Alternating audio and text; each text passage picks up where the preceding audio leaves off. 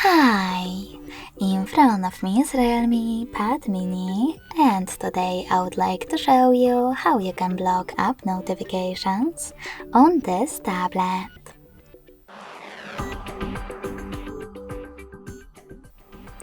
First of all, go into Settings and tap on Apps and Notifications. Then select Notifications and tap on See All from last 7 days. Lastly, click on the switcher next to one of your apps from which you want to block them, like Play Store. You can switch them back on the same way.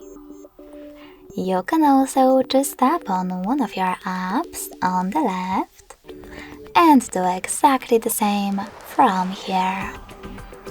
Thanks so much for watching. If you enjoyed this video, smash that like button, comment and subscribe. Bye!